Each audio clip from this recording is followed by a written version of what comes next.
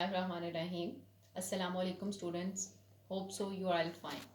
आज हम chapter number 4 का टॉपिक है एनिमल टिश्यूज़. एनिमल टिश्यूज से पहले अगर हम टिश्यूज़ की बात करें तो टिश्यूज़ हम ग्रुप ऑफ सेल्स को कहते हैं. वो ग्रुप ऑफ सेल्स जो मिलकर एक ही फंक्शन परफॉर्म करते हैं, हम उन्हें नाम दे देते हैं टिश्यूज़ का. एनिमल टिश्यूज़ में एनिमल एक बहुत ही कम्प्लेक्स ऑर्गेनिजम्स होते हैं, मल्टी सेलुलर हैं और इनके अंदर बहुत ही कम्प्लेक्स ऑर्गन सिस्टम होता है. ऑर्गन सिस्टम जो है वो ऑर्गन से मिलके और देन ऑर्गन जो है वो टिश्यूज से मिलके बनता है. तो एनिमल टिश्यूज जो हैं वो मिलकर एनिमल ऑर्गन्स को बना रहे होते हैं. तो यहाँ पर हम कुछ मेजर्स एनिमल टिश्यूज को डिस्कस करेंगे. उसमें सबसे पहला टिश्यू है एपिथेलियल टिश्यूज. एपी का मतलब होता है आउटर एंड थीलियल का मतलब होता है लेयर या covering.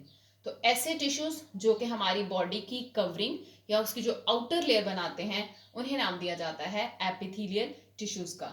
It's an outer layer that covers the body, organs, or lines the cavities is called epithelial tissues. Epithelial tissues जो है, चूंकि ये टिश्यूज हैं तो ऑब्वियसली ये सेल से मिलके बनते हैं, तो इन्हें हम नाम देते हैं एपिथेलियल सेल्स का. एपिथेलियल सेल्स के स्पेशल करेक्टर्स होते हैं जिसकी बेस पे हम स्पेसिफाई करते हैं कि ये एपिथेलियल सेल्स हैं और एपिथेलियल सेल्स जो हैं वो मिलकर एपिथेलियल टिश्यूज को बनाते हैं. एपिथेलियल सेल्स जो हैं ये बहुत ही क्लोजली पैक्ड होते हैं. क्लोजली पैक्ड का मतलब एक दूसरे के साथ जुड़े होते हैं इस तरह से. ये एक सेल है, दूसरा, तीसरा एंड सो ऑन. इनके दरमियान कोई भी स्पेस मौजूद नहीं होती है. ठीक है, इसी की बेस पे हम इनको एपिथेलियल सेल्स और देन एपिथेलियल टिश्यूज का नाम देते हैं. लेकिन इनकी जो शेप्स होती हैं, इनकी फंक्शंस और इनकी लोकेशन ये डिफरेंट होती है. इसी की बेस पे ये कहाँ पर पाए जा रहे हैं, क्या फंक्शन परफॉर्म करते हैं और किस तरह की शेप है इनकी, इसी की बेस पे इनकी डिफरेंट टाइप्स होती हैं. जैसे सबसे फर्स्ट वाली है सिक्वामस एपिथेलियल टिश्यूज. सिक्वामस एपिथेलियल टिश्यूज जो है वो एक सिंगल लेयर होती है टिश्यूज की और ये जो है इनके अपने डिफरेंट फंक्शंस होते हैं. सिक्रीशंस वगैरह में ये काम करती है. क्यूबॉइडल होंगे तो वो क्यूब शेप्ड होते हैं, इस वजह से उनको क्यूबॉइडल एपिथेलियल टिश्यूज कहा जाता है. कॉलमनर जो है वो लॉन्ग शेप में होते हैं, कॉलम शेप में होते हैं, इस वजह से उनको कॉलमनर. एंड सिलिएटेड का मतलब इनके ऊपर सीलिया मौजूद होते हैं. होते ये कॉलमनर है लेकिन इनके ऊपर सीलिया मौजूद होते हैं, इस वजह से इनको सिलिएटेड कॉलमनर एपिथेलियल टिश्यूज कहा जाता है. और इसी तरह से एक और है stratified epithelial tissues. Stratified epithelium tissues. Squamous epithelium tissues जो है वो सिंगल लेयर होती है, जबकि जो स्ट्रेटिफाइड होती है ये मल्टी लेयर्ड होती है. तो इनके अंदर क्योंकि बहुत ज़्यादा वैरायटी पाई जा रही होती है इनकी शेप्स में, इनके फंक्शंस में और इवन ये डिफरेंट ऑर्गन्स में मौजूद होते हैं, इसी की बेस पे सारे के सारे जो ये टाइप्स हैं, ठीक है, ये सारी की सारी टाइप्स इसी की बेस पे बनती हैं ये सारे के सारे एपिथेलियम टिश्यूज होते हैं. इसके अलावा आपकी मैं इसके साथ जो डिस्क्रिप्शन बॉक्स है उसमें इनकी मैं डिफरेंट पिक्चर्स जो हैं वो पेस्ट कर दूंगी. तो मज़ीद अगर आप इनकी शेप्स को देखना चाहते हैं तो आप डिस्क्रिप्शन बॉक्स में जाकर उस लिंक में जाकर इनकी इमेजेस जो हैं, इनके डायग्राम जो हैं वो उनको देख सकते हैं. और इनकी डायग्राम आपने साथ बनानी भी हैं, ये बहुत इंपॉर्टेंट हैं. और इनके फंक्शंस, इनके स्ट्रक्चर्स और इनकी डायग्राम ये अच्छी तरह से लर्न करती हैं. नेक्स्ट हम डिस्कस करते हैं कनेक्टिव टिश्यूज़. जी, ये हैं कनेक्टिव टिश्यूज़. कनेक्टिव टिश्यूज जो हैं उन टिश्यूज को कहा जाता है, इनके इसका जो नाम है वही इसके फंक्शन को जो है वो रिप्रेजेंट कर रहा होता है. कनेक्टिव का मतलब होता है कनेक्शन. एनिमल टिश्यूज में बहुत सारे टिश्यूज, एपिथेलियल टिश्यूज होते हैं, मसल्स टिश्यूज होते हैं, इसके अलावा स्केलेटल टिश्यूज होते हैं, नर्वस टिश्यूज होते हैं. ये सारे के सारे टिश्यूज जो हैं वो मिलकर एक ऑर्गन्स बना रहे होते हैं. अब ये सारे के सारे टिश्यूज एक दूसरे के साथ कनेक्टेड होते हैं. कनेक्टेड होने की वजह से ये कोऑर्डिनेट फंक्शन परफॉर्म करते हैं. अब ये टिश्यूज के दरमियान जो कनेक्शन है, ये टिश्यू जो एक दूसरे के साथ जुड़े होते हैं वो एक्चुअली ये स्पेशल टिश्यूज होते हैं जिन्हें नाम दिया जाता है कनेक्टिव टिश्यूज का. तो it's make a connection between different tissues of the plant. तो इसका जो मेजर फंक्शन होता है वो एक तो बाइंडिंग का होता है क्योंकि ये डिफरेंट टिश्यूज को आपस में कनेक्ट कर रहा होता है. दूसरा ये सपोर्ट प्रोवाइड करता है टिश्यूज को. इसके अलावा एक और इसका फंक्शन होता है वो है इंसुलेशन. ये इंसुलेशन भी प्रोवाइड करता है बॉडी को हीटअप करने के लिए. ठीक है, हीटअप करने का जो प्रोसेस होता है उसे इंसुलेशन कहते हैं. तो ये बॉडी को इंसुलेशन भी प्रोवाइड करता है. नेक्स्ट जो है इसके जो कनेक्टिव टिश्यूज हैं, क्योंकि ये टिश्यूज होते हैं ऑब्वियसली बहुत सारे सेल्स से मिलकर बनते हैं, लेकिन इनके जो सेल्स होते हैं, जैसे हमने एपिथेलियल टिश्यूज का पढ़ा था कि उनके जो सेल्स होते हैं वो एक दूसरे के साथ जुड़े होते हैं, उनके दरमियान कोई स्पेस नहीं होती। जबकि अगर हम कनेक्टिव टिश्यूज की बात करें तो ये बिल्कुल ही उल्ट होते हैं। इनके जो सेल्स होते हैं ये स्कैटर्ड फॉर्म में होते हैं, स्कैटर्ड होते हैं, बिखरे हुए होते हैं। इनके दरमियान हर दो सेल के दरमियान जो है वो स्पेस मौजूद होती है हर सेल के दरमियान। और कहाँ पर पड़े होती हैं? Extra cellular matrix. Extra cellular matrix actually एक फ्लूइड कह सकते हैं आप, ठीक है। ये ऐसा मटेरियल जो सेल से बाहर मौजूद होता है उसे कहा जाता है एक्स्ट्रा सेलुलर मटेरियल। जैसे कि ये डायग्राम जो है इसमें ये कनेक्टिव टिश्यूज हैं, सेल्स हैं सॉरी, ये देखें इस तरह से, और इनके दरमियान ये जो ब्लैक कलर का मैंने शेड्स दी हुई हैं ये एक्स्ट्रा सेलुलर मैट्रिक्स है। तो ये इसी तरह से सेल स्कैटर्ड फॉर्म में पड़े होते हैं, कहाँ पर? एक्स्ट्रा सेलुलर मटेरियल के अंदर। और जो एक्स्ट्रा सेलुलर मैट्रिक्स होता है ये सेल से बाहर वाला जो मटेरियल होता है उसे कहा जाता है ये एक्स्ट्रा सेलुलर मैट्रिक्स है। एक्स्ट्रा सेलुलर मैट्रिक्स के अंदर एंजाइम्स भी हो सकते हैं, बहुत सारी प्रोटीन्स भी होती हैं, ठीक है। तो इस तरह से ये जो सेल्स हैं इनका ये करेक्टर होता है। इसके बाद अगर हम इसकी एग्जाम्पल देखें तो कनेक्टिव टिश्यूज की भी बहुत सारी टाइप्स होती हैं। कुछ कनेक्टिव टिश्यूज बहुत लूज कनेक्टिव टिश्यूज होते हैं, ठीक है। उनके फाइबर्स बहुत, इनके सेल्स बहुत ज़्यादा जो है वो इस तरह से नहीं पड़ा, बल्कि बहुत इनके दरमियान स्पेस बहुत ज़्यादा मौजूद होती है। तो इनकी स्पेस की बेस पे इनको लूज कनेक्टिव टिश्यूज कहा जाता है। अब जो लूज कनेक्टिव टिश्यूज है इसमें मोस्ट कॉमन एग्जाम्पल आ जाती है ब्लड की। हमारे जो ब्लड है, ब्लड सेल्स जो होते हैं उनके अंदर ब्लड है और ब्लड के अंदर सेल्स होते हैं, वो सेल्स जो हैं वो बहुत ज़्यादा स्पेसेस होती हैं उनके अंदर, तो उनको भी कनेक्टिव टिश्यूज का नाम दिया जाता है इसकी वजह। इसके बाद अगर हम बात करें हार्ड कनेक्टिव टिश्यूज की, तो हार्ड कनेक्टिव टिश्यूज में हमारी बोन्स आ जाती हैं। देखो दोनों जो है ये हैं कनेक्टिव टिश्यूज ही, लेकिन ये लूज होते हैं, ठीक है। इनके अंदर जो है स्पेसिस बहुत ज़्यादा होती हैं, ठीक है। इस वजह से हम इनको लूज कनेक्टिव टिश्यूज जैसे कि ब्लड, और कुछ में स्पेसिस बहुत कम होती हैं लेकिन होती ज़रूर है, इस वजह से उनको बोन्स। इस तरह से इसमें एग्जाम्पल आ जाती है कार्टिलेज की। ये सारे के सारे एग्जाम्पल जो हैं ये कनेक्टिव टिश्यूज की हो सकती हैं। इसके अलावा अगर हम बात करें, जैसे मैंने यहाँ पे बताया कि ब्लड बोन्स वगैरह ये तो बाइंडिंग और सपोर्ट का काम करते हैं, लेकिन अगर हम इंसुलेशन की बात करें तो एडिपोज टिश्यूज भी होते हैं। एडिपोज टिश्यूज को भी कनेक्टिव टिश्यूज का नाम दिया जाता है। एडिपोज टिश्यूज एक्चुअली वो टिश्यूज होते हैं जिनके अंदर हमारी बॉडी का फैट स्टोर होता है। ये फैट जो है ये बॉडी को हीट प्रोवाइड करता है।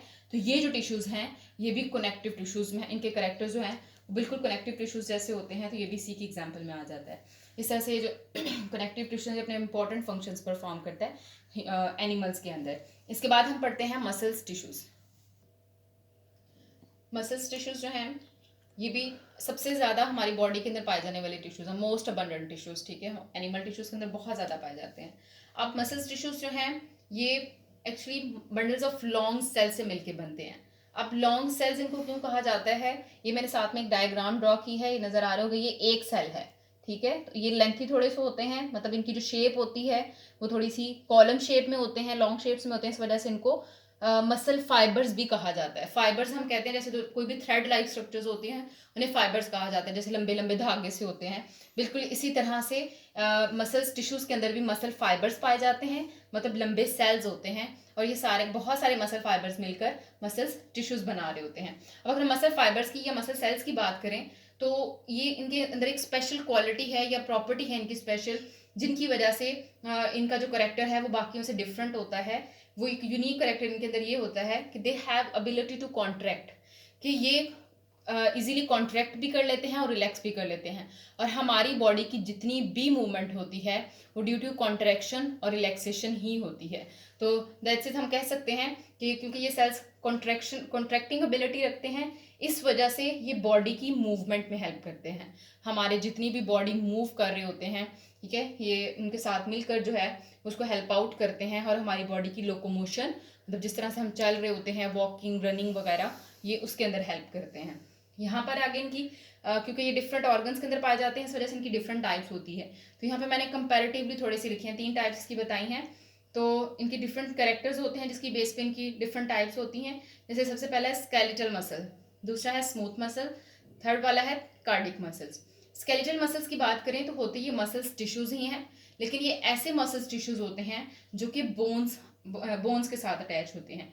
जबकि अगर हम स्मूथ मसल्स की बात करें तो ये ज़्यादातर हमारे इंटरनल ऑर्गन जैसे एलिमेंट्री कैनाल है, ब्लड वेसल्स वगैरह, यूरिनरी ब्लैडर्स हैं, ये वहाँ पर अटैच होते हैं। जबकि जो कार्डियक मसल्स होते हैं ये ऐसी मसल्स होते हैं जो हमारी हार्ट के साथ अटैच होते हैं, हार्ट मसल्स बनाते हैं। इसके अलावा स्केलेटल मसल्स की बात करें तो ये स्ट्रेटेटेड मसल्स होते हैं। एक्चुअली स्ट्रेटेटेड मसल्स, इन मसल्स को कहा जाता है, होते ये लॉन्ग सेल्स ही हैं इनके अंदर, लेकिन इनके ऊपर ये जो लाइंस नज़र आ रही हैं ये बिल्कुल इसी तरह की लाइंस मौजूद होती हैं, जिसकी वजह से इनको स्ट्रिप्ड होते हैं, ये स्ट्रिप्स होती हैं, ऊपर छोटी छोटी लाइनें होती हैं, धारियाँ जिसे हम कहते हैं स्ट्रिप्ड, या इनको स्ट्रेटेटेड मसल्स कहते हैं। जबकि अगर हम स्मूथ मसल्स की बात करें तो ये नॉन स्ट्रेटेटेड होते हैं, जैसे कि यहाँ पे मैंने थोड़ा सा ड्रॉ किया है, ये बिल्कुल स्मूथ है, इनके ऊपर कोई धारियाँ, कोई स्ट्रिप्स नहीं है। कार्डियक मसल्स की बात करें तो वो भी स्ट्रिप्ड ही होते हैं, लाइक स्केलेटल मसल्स। इसके अलावा स्केलेटल मसल्स का जो मेन कैरेक्टर ये मल्टी न्यूक्लिएटेड होते हैं, कि एक सेल में एक से ज़्यादा बल्कि दो से ज़्यादा न्यूक्लियस भी हो सकते हैं। जैसे कि एक सेल है, इसके अंदर दो न्यूक्लियस हैं, 1 और 2, ये जो डॉटेड लाइन में शो किए हुए हैं ये न्यूक्लियस है, ये, और ये जो लाइंस हैं ये उसकी स्ट्रिप्ड है। इसके बाद स्मूथ मसल्स जो होते हैं उनमें सिंगल न्यूक्लियस होता है, कि मतलब एक सेल के अंदर सिर्फ और सिर्फ एक ही न्यूक्लिया है। Look at this. इसके बाद जो कार्डियक मसल्स होते हैं उनमें भी होते वो स्ट्रिप्ड हैं, लेकिन उनके अंदर जो न्यूक्लिया होता है वो सिंगल होता है। इसके अलावा इनका जो स्केलेटल मसल्स का फंक्शन है, ऑब्वियसली क्योंकि ये बोन्स के साथ अटैच होते हैं, इस वजह से ये हेल्प भी जो है वो बोन्स की करते हैं, कि बोन्स की मूवमेंट में उसकी हेल्प करते हैं। इसके अलावा अगर हम स्मूथ मसल्स की बात करें तो ये ज़्यादातर मटेरियल की ट्रांसपोर्ट, एक जगह से लेकर मटेरियल को दूसरी जगह कैसे ट्रांसपोर्ट किया जाता है, ये उसके अंदर हेल्प करते हैं। जबकि जो कार्डियक मसल्स होते हैं, क्योंकि ये हार्ट के साथ अटैच होते हैं, इस वजह से ये हार्ट बीट को कंट्रोल करते हैं, या जो हार्ट बीट का कंट्रोल है या हार्ट बीट जो प्रोड्यूस हो रही होती है वो कार्डियक मसल्स टिश्यूज़ की वजह से प्रोड्यूस होती है। इसके अलावा एक बहुत इंपॉर्टेंट कैरेक्टर जो कंपैरेटिवली हम स्टडी करते हैं वो है कि इनका एक्शन क्या होता है। यहाँ पे मैंने एक वर्ड लिखा है वॉलंटरी। दो तरह की टर्म्स इस्तेमाल होती हैं, वॉलंटरी एंड इनवॉलंटरी। वॉलंटरी का मतलब होता है कि ऐसा एक्शन या ऐसा फंक्शन जो कि हमारे कंट्रोल में होता है। जैसे अगर हम स्केलेटल मसल्स की बात करें तो हम बोन्स को इजीली मूव करते हैं। फॉर एग्जांपल अगर ये मेरा हैंड है, इसकी बोन्स है, इसके ऊपर यदि मसल्स वगैरह अटैच हैं, हम अपनी मर्जी से मूव कर रहे हैं, ये जो एक्शन है ये हमारे कंट्रोल में है, तो ये जो मसल्स काम कर रहे हैं ये हमारे कंट्रोल में काम कर रहे हैं। ऐसे मसल्स को हम नाम देंगे वॉलंटरी मसल्स का। जबकि अगर हम बात करें स्मूथ मसल्स की तो ये भी इनवॉलंटरी होते हैं, ये किसी हद तक हमारे कंट्रोल में नहीं होते। जबकि हम कार्डियक मसल्स की बात करें तो कार्डियक मसल्स बिल्कुल ही इनवॉलंटरी होते हैं, बिकॉज हम अपने हार्ट मसल्स को कंट्रोल नहीं कर सकते हैं, हम अपनी हार्ट बीट को कंट्रोल नहीं कर सकते, इस वजह से इनको इनवॉलंटरी मसल्स कहा जाता है। जो स्मूथ मसल्स हैं ये भी इनवॉलंटरी हैं। जैसे इनका फंक्शन ये है कि ब्लड वेसल्स वगैरह के अंदर पाए जाते हैं। तो ब्लड वेसल्स क्या होती हैं, जो हमारी खून की नालियाँ होती हैं, उनके अंदर क्या मटेरियल ट्रांसपोर्ट हो रहा है, किस तरह से मूवमेंट हो रही है, ये हमारे कंट्रोल में नहीं होता। इस वजह से स्मूथ और कार्डियक मसल्स इनवॉलंटरी, जबकि जो स्केलेटल मसल्स होता है वो वॉलंटरी होता है। तो ये कंपेरेटिवली और अलग अलग इनके करेक्टर्स, इनकी डायग्राम ये अच्छी तरह से लर्न करनी है। इसके बाद हम अगला जो टिश्यू है वो पढ़ते हैं, नर्वस टिश्यू। छोटे नर्वस टिश्यूज़ जो होते हैं ऐसे टिश्यूज़ हैं जो हमारी बॉडी का नर्वस सिस्टम बनाते हैं। अब अगर हम नर्वस सिस्टम की बात करें तो हमने थोड़ा सा पहले भी इसको डिस्कस किया था कि नर्वस सिस्टम हमारी बॉडी का वो सिस्टम होता है जो हमारी बॉडी में जितने भी ऑर्गन्स होते हैं उनके दरमियान कम्युनिकेशन का काम करता है। जैसे इसमें आ जाता है हमारा brain, spinal cord, nerves. Nerves क्या होती हैं, ब्रेन और स्पाइनल कॉर्ड हमारे मेन ऑर्गन्स होते हैं जिन्होंने मैसेज जो है वो बॉडी तक मतलब बॉडी को देना होता है। क्योंकि अगर हम नर्व्स की बात करें तो जैसे वायर्स होती है ना, इसी तरह से ये नर्व्स जो हैं ये वायर्स की फॉर्म में पूरी बॉडी के अंदर स्प्रेड की होती हैं, जिनका क्या काम होता है कि ब्रेन का मैसेज जिस बॉडी ऑर्गन्स तक पहुंचाना होता है वो नर्व्स के थ्रू पहुंचाया जाता है। लेकिन ये जो नर्व्स होती हैं, ये जो हमारा जो नर्वस सिस्टम है, नर्व ऑर्गन्स जो होते हैं ये नर्व सेल से मिलके बनते हैं। क्योंकि हम बात करें नर्वस टिश्यूज़ की तो ऑब्वियसली टिश्यूज़ जो हैं वो सेल से मिलके बनते हैं। तो ऐसे सेल्स जो नर्वस टिश्यूज बनाते हैं उनको कहा जाता है नर्व सेल्स, या उसको दूसरा नाम दिया जाता है न्यूरॉन का। मैंने साइड पे न्यूरॉन का स्ट्रक्चर ड्रॉ किया है तो ये बहुत ही लेंथी सेल्स कह सकते हैं कि हमारी बॉडी के जो सबसे लॉन्गेस्ट, ये सबसे जो लंबे सेल्स होते हैं ना, वो नर्व सेल्स होते हैं, क्योंकि इनका फंक्शन ही ऐसा होता है कि इन्होंने क्या करना होता है, इन्होंने नर्व इम्पल्स जो है उसको लेके जाना होता है। अब हम बात करते हैं नर्व इम्पल्स की।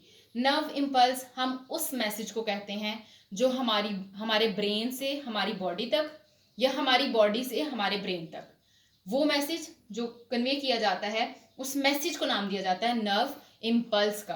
तो ये नर्व इम्पल्स जो है ये नर्व सेल्स के थ्रू या नर्व्स के थ्रू जो है वो एक बॉडी ऑर्गन से दूसरे बॉडी ऑर्गन्स में मूव करते हैं। अब फॉर एग्जांपल बाहर कोई भी चेंजेस आ, जैसे सर्दी है, गर्मी है, या कुछ भी हो जाता है, हमारी बॉडी को कोई हीट जो है, जैसे हम किसी को टच करते हैं तो वो टच भी हम फील करते हैं, वो भी हमारे लिए एक नर्व इम्पल्स है, एक मैसेज है जो कि हमें इन्वायरमेंट की तरफ से मिलता है हमारे बॉडी को। अब ये ऐसा मैसेज होता है जिसको हमारे बॉडी ऑर्गन्स फील करते हैं। जैसे किसी ने फॉर एग्जाम्पल हमारे बॉडी को यूं टच कर लिया, ठीक है, यूं इस तरह से। अब ये जो है ये जो टच था, ठीक है, ये हमारे सेंस ऑर्गन ने इसको फील किया। फील जब किया तो ये उसके लिए एक मैसेज है, वो मैसेज जो इसने ब्रेन को देना है, ठीक है, उस मैसेज को नाम दिया जाएगा नर्व इम्पल्स का। यहाँ से नर्व इम्पल्स मूव करेगी हमारे ब्रेन तक, फिर ब्रेन उसको प्रोसीड करेगा, प्रोसेस करेगा।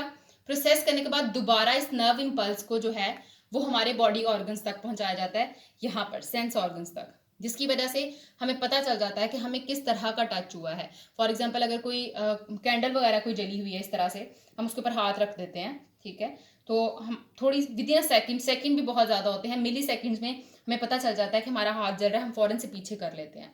तो ये जो मिली सेकेंड का टाइम लगा, ये एक्चुअली नर्व इम्पल्स जो है ये हमारे ब्रेन के पास गई, और ब्रेन से दोबारा से नर्व इम्पल्स जब वापस आई तो उसने क्या किया, हमारे बॉडी ऑर्गन्स को मैसेज दिया कि अपना हाथ जो है वो पीछे पुल कर लिया जाए। क्यों? क्योंकि यहाँ पर हमें बहुत ज़्यादा हीट फील होना शुरू हो जाती है। तो ये जो कोऑर्डिनेशन है कि हम बाहर से चीज़ों को या अपने बॉडी के अंदर से भी बहुत सारे मैसेज जो हैं वो ब्रेन तक जाते हैं, तो इन मैसेजेस को नाम दिया जाए नर्व इम्पल्स का। ये सारा का सारा बताने का मकसद सिर्फ ये है कि इसका मेजर काम क्या होता है, कम्युनिकेशन। कम्युनिकेशन किस तरह से कि हमारा एक बॉडी ऑर्गन क्या काम कर रहा है, उसको क्या काम करना चाहिए, ये मैसेज देता है ब्रेन और उस बॉडी ऑर्गन के दरमियान जो कम्युनिकेशन का काम होता है वो इन नर्वस टिश्यूज का होता है। तो ये बहुत ही इंपॉर्टेंट फंक्शन है, और नर्वस टिश्यूज में आप एग्जांपल लिख सकते हैं brain, spinal cord and nerves की। तो यहाँ पे ये हमारा टॉपिक खत्म हो गया। और स्टूडेंट्स, आप लोगों ने बेटा हर लेसन की डिस्क्रिप्शन बॉक्स के अंदर जो भी हर रोज डेली बेसिस पे आपने जब भी लेक्चर्स लेने हैं तो आपने साथ में उन डिस्क्रिप्शन बॉक्स को ज़रूर देखना है, ज़रूर फॉलो करना है। उनमें जो भी अगर एनिमेशंस चाहिए होंगी इस लेसन से रिलेटेड, कोई भी कुछ चीज़ चाहिए होती है, जो भी मुझे लगेगा कि आपको रिक्वायर है, इसकी एनिमेशंस आपको देनी चाहिए, तो वो एनिमेशन का लिंक जो है वो मैं आपको डिस्क्रिप्शन बॉक्स में डाल दूंगी। आपने उसको खोलना है और उस एनिमेशन को भी साथ में देखना है, ठीक है। अपना बहुत सारा ख्याल रखिएगा। Take care. Thank you. अल्लाह हाफिज़।